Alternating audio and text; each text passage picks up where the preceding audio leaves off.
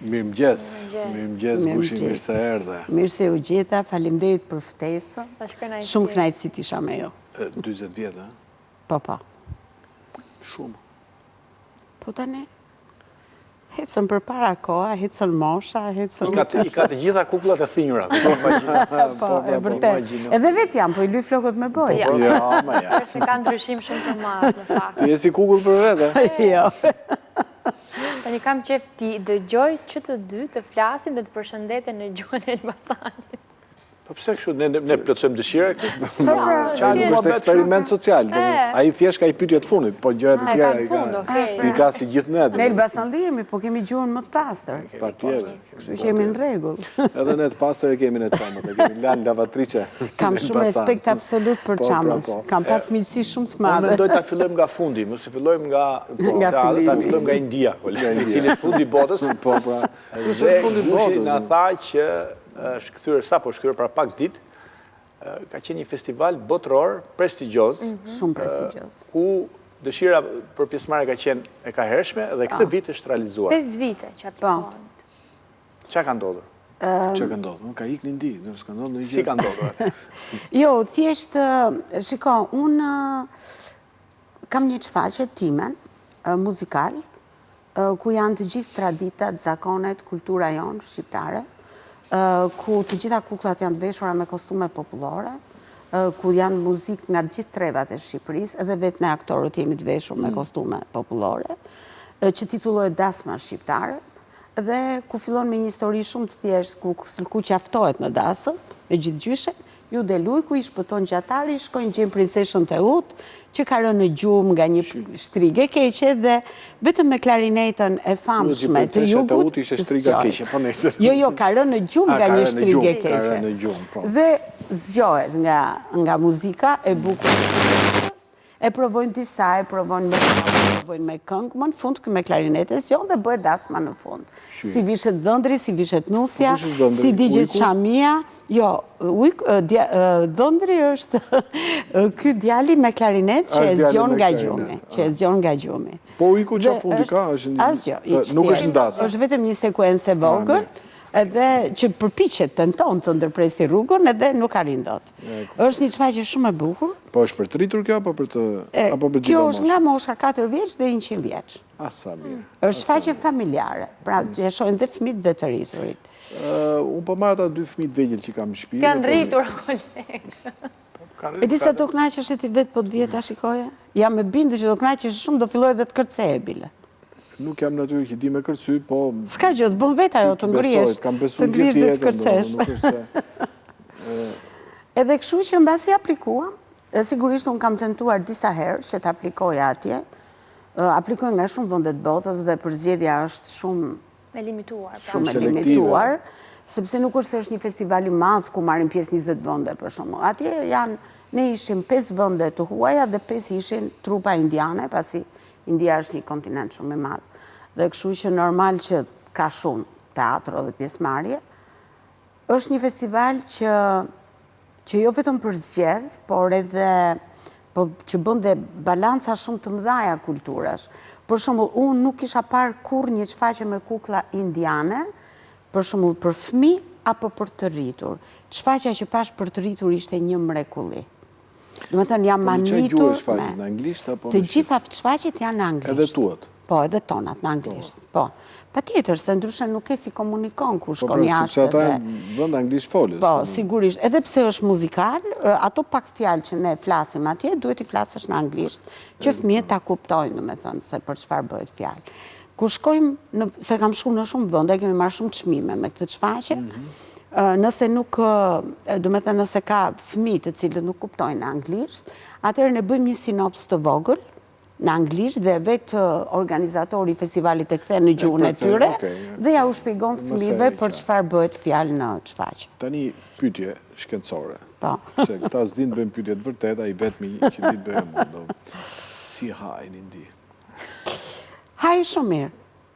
Nëse ti thoshe gjithë kohës no spices, atëre sigurisht e spices, po shumë pak dhe jo shumë. Ka kërin shumë? A e kishte edhe ushqime të cilat nuk i pëlqeja, po kishte edhe ushqime shumë të mira, të cilat i konsumoj me shumë knajsi. Ashtu, po, vegetariane apo kështu? Jo, kishte edhe përziri mishi, kishte edhe me zarzabate, po, kishte edhe me gjëra tjera. Mua për shumë më pëlqeu shumë, që sinqerisht nuk jam sova do të kur emre, si kishte emër të vështirë. Ishte një pite që e bënin ato, si që bëjmë ne këto palachingat, si i thonë këtyre, si krepa. Ashtu, ajo është si ti pite, e pjekur, dhe kishte një lloj jo havjar, si që bëjnë di brandë, për shumë me specin e kuq hajvarin e këto ashtu, por një lloj atil ishte, me gjërat kuqe, me shafrane, me kumje, me qas kishte, po ishte jashtëzakonisht e shishme. Po kështu qa pishin në i gotë në jo? Unë, me thënë të vërtetën, birën indiane provova vetëm. Vetëm birë. Si ishte bira indiane, për kërë? Ishte shumë e mirë. E keni karakteristik të Elbasanit, ju pini birë? Jo, ne pim raki, po... Unë, në fakt, një ditë që ishim në një, se nuk ishim kom me pikeli, se ishim shumë të shfaqe, duhet ishim e isë. Një ditë që, për kuriozitet, i thash, a keni raki me shafran? Si ishte? Po, tha, i kemi. Edhe ishte jashtëzakonisht e mirë. Raki me shafran? Ishte shumë, shumë e mirë. Do të dhuroj unë një raki me shafran që prodhohet në Shqipëri, që është nona shafri quhet. Shumë mirë, se di se kam provu këtu, pa ati ishte shumë e mirë. Është e jashtëzakonshme, kenë disa formate atë. Dhe këtë paketuar shumë bukur, dhe mund të afalesh gjithandej. Po më thuj, ku, se shkoj blej vetë? Shafrine, ke gjithandej me? Nuk i dija që pas kanë Shqipëri, po ati ishte shumë e shishme. Dhe është prodhohet në zonat e Skarparit, dhe me thënë është fantastike. Raki Skarparit djetë që është e mrekullueshme. Dhe të i bëm reklam kod, dhe me thënë shafris, po kod që e bëm, se dhe i sa e kam shpi dhe e pi. Po, normal. Tani, e nisëm nga fundi, pra nga rakia, ta fillojmë nga fillimi. 20 vjetë mi motër. Po, 20 vjetë. Po që ne në teatr kuklësh? Ati e me mëroj partia.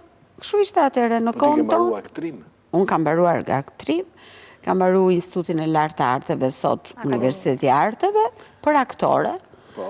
Edhe në kohën tonë bëje një stazh, 6 mujor, e kam bërë në Teatrin Popullor, sot Teatri Kombëtar, dhe pastaj mora emërimin në Teatrin e Kukullave. Që duhet ke qenë gëzim i madh, sepse ishte në Tiranë, fund fare. Po, isha shumë e lumtur, qava një 6 muaj, dhe pastaj më pëlqeu shumë, edhe fillova të dashuroj me kukullën, me zhanërin, me punën, me... Ka pas aktor shumë të mirë Teatri Kukullave. Të mrekullueshëm, do të thosh, aty jashtëzakonshëm. Të gjithë kishim nga një kështu kleç këtë vogël, dhe që të mos se prishnim atë biografinë e partisë, qëndronin por skene dhe jo si për skenës. Këtë mbaj mëndëm. Kështu që po ishin aktor të mrekullueshëm. Filluti në fund viteve 80 me dalë dhe si për skenës. Po, unë kam dalë, unë kur kam fillu punë në 83-shin atje, kam dalë në 85-ën në skenë lartë. Që ka qenë shfaqje? Ka qenë Kacamis. Justina Aliaj. Ka qenë një shfaqje me Justina Jo, ka Aliaj. qenë i pari Kreshnikve me Justina, që Justina bënte rolin e këti, jo të Kreshnikve shqiptar, po të armikut, me thënë që ishte. Ti Bajlozi. Unë isha motra e... Gjergji Rezalis. Jo, e këti që luftonte, se si jam bëjë mund të emri tani të them drejtës, është bë para 20 vjetësh. Por kanë qenë role që aty jemi në gjithë në skenë. Pastaj në 87-ën fillova me Bërbardhën dhe pastaj vazhdova non-stop gjithmonë në skenë, jo më poshtë skene. Me Bërbardhën, me Pinokun, me Lulet e Idës, me Ka përshtypjen se shumë. ti Gushi do të jesh një nga njerëzit më popullor në Shqipëri. Po besoj që... Atë që njef kur ke qenë i vogël, nuk e haroj gjithë jetën. Po, është e vërtet... Po për shumë se haronë të zyshën e që e të ishte nga favoritë. Zyshën e violinës, keni pasur gjithën zysh? Mua më ndodh gjithmonë, gjithmonë, edhe sot sinqerisht më ndodh gjithmonë, që mund të diku në një dyqan, në një rrugë, gjej një shitse që mund të jetë 30 ca vjeç. Erdi Bërbardha, thot ajo. Ose, zoj, unë të njoh ty, unë kam rritur fëmijët në teatr, si s'keni ndryshuar, si s'keni bërë unë qesh. Bile një mikeshës time kur futa para një 2 mujve në një dyqan për të marrë diçka, tha kush erdi, tha, kjo e Teatrit Kukullave. Ajo ishte gocë e re, ishte një 26-27 vjeç mund të ishte. Tha, unë tha, s'kam lënë shfaqe, tha, paparë. E pash, o zot, thash, sa e hershme më duket vetja. është shumë knajtësi keli. Larg shakave është vërtet shumë. Shumë është knajtësi. Shumë, është vërtet knajtësi të rrisësh brezat, lesh një emër të mirë, të kesh kujtime të bukura. Unë kam kujtime shumë bukura aty, për rritë vërtetës. Është i vështirë teatri kukullave, sepse në krahasim me teatrin tjetër ka disa elemente shtesë, që do të thotë. Para punës njëherë kukulla si element, si imazh, si realizim, si veshje. E dyta, kinezia, lëvizja, që është një artë më vete. Të marrësh një sendamorf dhe t'i japësh jetë dhe të thuash... Pra, që du t'jesh... Po, e treta, për arsye ekonomike, një aktore mban 2-3 kukulla në shfaqje, ti të nuk e di koleg. Po. Sepse ti shef një dhe pra do bësh 2-3 personazhe me zërat e vet, me lëvizjet e veta. Për arsye ekonomike dhe ata të shpisin pa unë. Do t'a dish të. Jo, shiko, është tjetër... Po dhe kuklat pa bindurat. Shiko, është tjetër të kesh një kukull, ku ka nevoj vërtet për 2-3 aktorë, sepse varet nga teknika, për shumë kuklat me tel të stilit të Obrazovit. Nëse ti do të bësh një pianist që i bie pianos, nuk e bën dot kur një aktor. Sepse ti o ta mbash me njërën dorë do mbash kokën, me njërën dorë do mbash një dorë. Duhet një aktor tjetër ndihmës të lëvizi dorën tjetër, duhet një aktor tjetër të lëvizi këmbët. Pra, ka raste që një kukull lëvizet dhe me 3 aktor. Dhe s'ka zvënd. Si koordinoheni? Koordinohemi, sepse gjëndet mundësia, nuk është se aty kur lëviz me 3 aktor një kukull, ose për shembull ke një vajzë të vogël që do e kurosi, me kukull me tel, dikush duhet mbaj hekurin, dikush duhet bëj lëvizjen, duhen patjetër 3 aktor. Në një moment të shtyll, domethënë është që ka punë shumë e vështirë se sa... Ajo është punë jashtëzakonisht e vështirë. Po pse konsiderojnë kështu, ama sa aktorit teatrit kukull? Në Shqipëri. Në Shqipëri, po. Tash dhe ka ndryshuar në Shqipëri, po në Shqipëri kështu ka qenë gjithmonë, po jashtë jo. Do të thosha që arti i kukullave është baraz me opera. Si në vlerësim, si në çmim bilete, si në pjesëmarrje. Sepse vetëm në Shqipëri, më falë, ndërpreva teatri i kukullave është konsideruar teatr për fëmijë. Jo, s'është e vërtetë. Në të gjithë botën, teatri i kukullave në 90% përdoret për të rritur. More veç që ka thënë ky Timoti Qalameti? Po, që ta nuk më duhet... Që shko opera ta, po që duhet kjo opera ta? Po, e di, e lexova rrjetet sociale dje. E lexova dje. Ti nuk je Timoti Qalameti, Jo, nuk është Oscar. Kam pas ide përpara ti po të shërën si ka. Po teatri kukullave e dua shumë, kam vetëm një pyetje. Një pyetje. Që s'ja kam bë kur, do ja bëj sot. Uroj që t'jetë pyetja fundit. Jo. Kush e ka shkruar ose cila ka shkruar skenarin e Bardhoshës që ka ditëlindje, po nuk e tregon asaj që ka ditëlindjen. Skenarin e Bardhoshës, tashti që ti me sinqert, në mos gaboj e ka bërë o Tonin Shiroka o Plaurat Armeri, që të dy nuk janë jetë, por nuk jam e sigur 100% se nuk e mbaj mend ka shumë vite. E cila me gjithë se duket naive ka mbetur, domethënë shumë, që themi ne Bardhosh që ka ditëlindjen. Bardhoshja ka ditëlindjen. Ja, unë isha Bardhosh. Pa normal. Pra, tjetër. Asnjëherë nuk thua që ka ditëlindjen. Asnjëherë. Normal.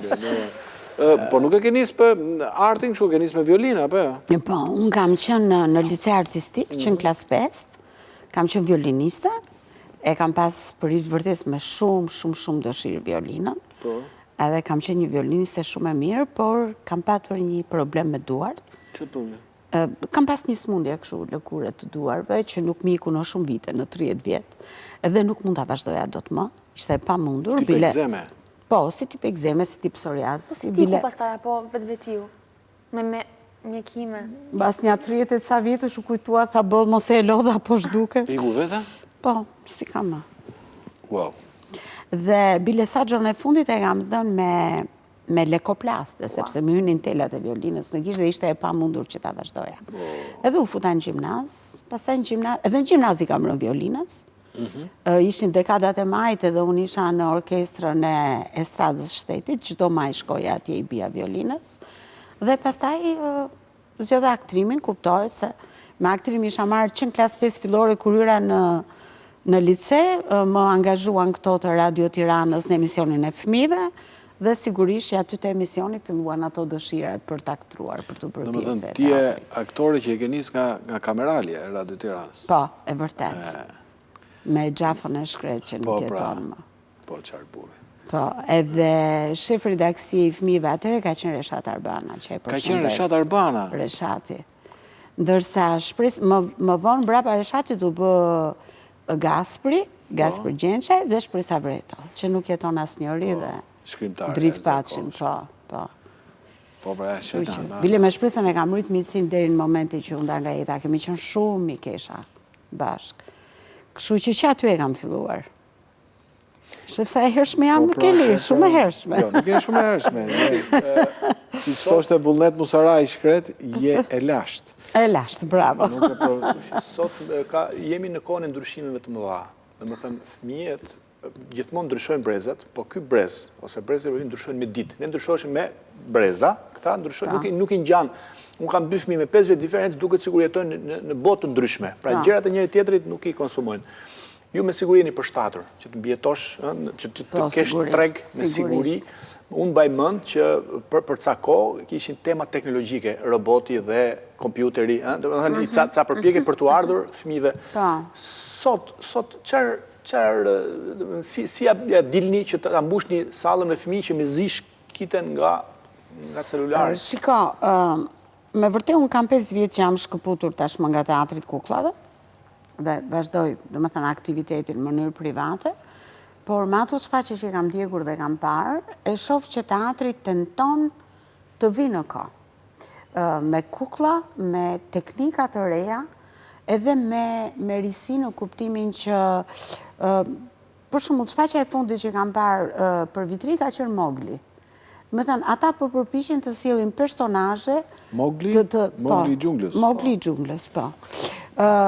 Ata përpiqen të sjellin personazhe që janë të Disney, që fëmijët i ndjekin edhe nga laptopi, edhe nga tableti, edhe i shohin dhe në televizor. Pra, më shumë të paktën në këto vite që kam parë, më shumë është kjo tendencë për të sjellë dhe po insistojnë dhe në prallat klasike, të cilat njihen, si që është Princesha mbi Bizele, si që është Alibaba, si që është Sulkuqa, do me thonë, prallat të cilët fëmijët i njohin që kur janë të vegjël fare, dhe pak shof, po thuaj se nuk ka fare dramaturgji për fëmijë, nuk shof vënje të shkrimtarëve shqiptar. Për i të vërtetës, unë në mënyrë private, kuptohet, kam një shfaqjen time të re që e kam bërë tani para 4 muajsh, mora një prallë të Bedri Dedes, Gjygji Maçokut, që është për moshat nga 3 deri 7-8 vjeç, do me thëmë për kopshët dhe për para shkollorët, që e kam bërë me kukla dhe ka dalë vërtet shumë e këndshme, si shfaqje, por shfaqje të tilla teatrit kuklave i mungojnë sot. I mungojnë sepse nuk ka prurje, edhe pse bëhen thirrje vazhdimisht për projekte të reja, nuk ka prurje nga autor shqiptar. Sepse këta që shkruajnë skenar për filma autor, do me thonë, mund shkruajnë edhe për teatrin e kuklave, se është dhe vënë pune, do me nuk e kuptojnë të njerëz, për nesë, do me është... Shiko, dikur kanë qenë shkrimtar për fëmijë shumë të njohur. Ishte Bedri Dedja, ishte Odise Grillo, ishte... Naum Prifti, Shpresa Vreto, kanë qenë që bënin shumë, do me thonë, Gaxhu Bushaka, po, që bënin, do me thonë, bënin për tjerë, po ama bënin dhe për fëmijë, dhe ishin pjesë dhe pralla vërtet shumë të bukura. Sot, unë, do me thonë, Adelina Mamaçi, kanë qenë plot, me thonë që bënin. Sot nuk e di, unë nuk njoh nga këto autorët e rinj që të them që... Ka autorët e rinj që shkruajnë libra për fëmijë, por në përgjithësi thjesht ndalojnë te librat. Po pra, nuk është se e marrin për shumë një tregim që ka ndërmend që është i bukur dhe mund ta inskenoj dhe ta vërë për teatrin e kuklave. Është një ide që ja dham sot, është një ide që ja dham sot. Nuk e di, nuk shoh, do me thënë, nuk... Unë përgjithësi tani pjesët e mia, kam vite që i dramatizoj vetë, marrë një tregim ose një prallë edhe inskenoj vetë. Kuklat i bëj vetë. Ti funksionon si teatër shëtitës, besoj, do me thënë... Unë, po, jo teatër shëtitës, po unë funksionoj në për festivale, funksionoj në për skena teatri në për rrethe, funksionoj me organizime shkollash, kopshtesh. Po? Sa të ka dalë pension? Nuk thë. Se e kemi ledzuar. Ka marrë pensionin, mora pensionin special. Këtë do e thoja, do me ke marrë specialin, apo jo? E mora këtë vit. Falë zotit, po. Faleminderit. Janë kukulla që krijon ti. Po, këte janë kukullat e ekspozitës që i kam bërë para një vitje gjysë. Më thënë, dhe i ndërtojnë kukullat vetë, Po, kjo ka qenë një ekspozit ku e quajto arti riciklimit në kukulla, sepse gjitha këto kukullat që shikoni ju janë bërë me kartona, me shishe plastike, me kopsa, me Pas ka pas ekspozitën projekt. lëkura. Po, Projekt. Ulesa tavolina. e bëra ekspozitën dhe e kam bajt 2 javë të hapur dhe ka pas shumë shikueshmëri, ka pas shumë publik dhe mund të them që 90% të atyre objekteve që shikon ti aty janë shitur të gjitha. Do ta bësh prapë, do ta risjellësh? Nuk e di, është goxha punë për i të vërtetës edhe e lodhshme, po nuk e di mbase. Puna shpërblen gjithmonë. Mbase, po. Me gjithë ti ndryshe nga gjithë tjerët, domethënë sepse ka plot që artistit dalin pension e fillojnë ankohen gjithë, domethënë. Ti gjen punë vetes dhe je shumë inteligjente. Domethënë nuk është se Shiko, Kili, unë kam një motiv, unë them puna të mban gjallë. Dakor. Nuk është se nuk lodhem, nuk është se kam energji që kam pas, sepse mosha bën telefon vetë. dikush, o gushit thotë, hajde bëj këtë, bëj atë, domethënë ndoshta ti je vetë Allah që. Unë përpiqem të bëj ato që unë kam dëshirë të bëj dhe tentoj të bëj. Po s'del keq kjo histori. Jo, sigurisht, sepse më mban gjallë. Sa u ktheve nga India, po ke qenë gjithë botën, domethënë qenë gjithandej. Po, 90% udhëtimeve i kam bërë me çfaqe kuklash, 10% i kam bërë me dëshirën time, do më thënë që dua të shkoj këtu apo dua të shkoj atje. Po në shumicën e rasteve kam pas ftesa dhe kam shkuar. Të lumt. Po ndërkohë të shtunën ikën në Elbasan apo në Tiranë? Jo, të shtunën kam një aktivitet vogël. Tiranë. Po, në Tiranë. Mos ikën në Elbasan, trafiku më. Shiko, e di si është, nuk është puna trafiku, puna është që kaq shumë vite e kam bërë në Elbasan. Kuptoj, këtë njëti problem që ka ai. Sa, vjen një moment që thua, më stop, bile këtë vit nuk dua të haja zballakume se shëndosha. Nuk dua t'i haj më. As unë e kisha bërë në plan që mos taja, për ka më dha kjo një 2-3 ca. I porosita, më vinë nesër nga Elbasan. Po ato janë ballakume, këto që shiten... Janë ba me vetë, po merë një Shiko, vetë. tamam janë të ba me vetë, si shtonë Elbasanli. Por, vetëm një gjë, këto që shiten, keli janë biskota me sheqer, nuk janë ballakume. Ato janë të ndërtimi, kemi treguar këtë gjë. Mesazh vazhdimisht. Po pra, është e kod, po... Ajdo tani çdo gjë është bërë komerç edhe festat janë bërë komerciale, kështu që... Faleminderit shumë, Shegushe. Ishte shumë kënaqësi që isha dhe unë këtu me ju. E disa shumë të dumë në ty apo jo? Të dumë me breza. Edhe unë ju dua shumë. Shumë faleminderit edhe suksese në vazhdim.